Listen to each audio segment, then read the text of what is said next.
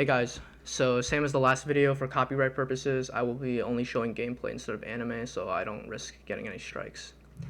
So I finally watched all of Dr. Stone, or whatever is currently out for Dr. Stone.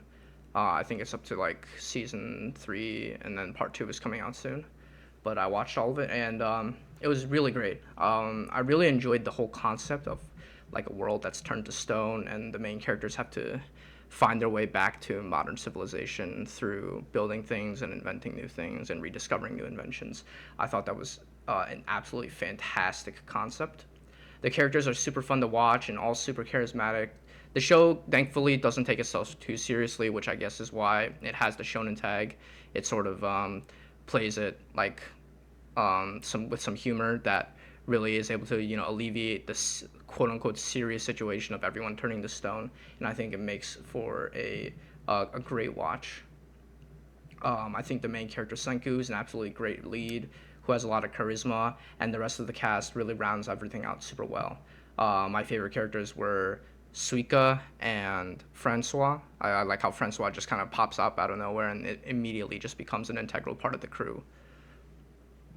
I think the story for the most part is also really engaging as you follow the crew, sort of, bringing back civilization to what it was before. Um, I would say that the one big drawback of the show also has to do with the plot. I don't think the show needed a conventional villain. I think some of the more exciting parts, or the most exciting parts of the show, to me at least, the most enjoyable were when they're just building things, when they're trying to rediscover civilization, and in the process they're building things like soap and magnets, and antibiotics, things like that. I think the weakest parts of the show are when they have to face a sort of conventional villain. The only two good villains so far of the show that I thought, well, I mean, that's half the villains, but the two good villains I thought so far of the show are the Y Man, who's the sort of the overarching villain, I believe, and the old guy on the island. I thought those two were pretty cool villains, and for what the show has to offer, are the two best parts of the best villains of the plots. The other two main villains, which were Tusaka and the Science Guy, I feel like they weren't really needed. They felt super over exaggerated to the point where it was sort of in disbelief, and I just felt like it would have been more exciting if we just watched them slowly build back up to civilization and slowly try and figure out who this Y Man is. Um, like Tsusuka, he had like one bad interaction with an adult, and now all of a sudden he wants to like kill all the adults and create a quote unquote pure civilization where that's untainted by science and modern technology. Like that just didn't really make sense to me. And same with the Science Guy. Like, you got shut down at work and now you just want to rule the world. That it seems it kind of over the top too much, to the point where I didn't really find them as enjoyable as villains.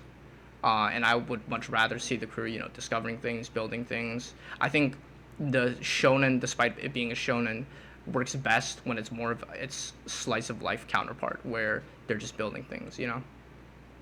Um, and also another part of the plot that I thought was kind of weird was that for some reason, like sometimes they just randomly invent things out of nowhere, or they randomly get things that they did not invent in the past. Like, for example, when they're trying to create magnets, they only had one iron bar, but all of a sudden, like, they had two for somehow. I don't know where the second one came from. They never really elaborated or invented it at all, but they just somehow ended up with the second bar of iron.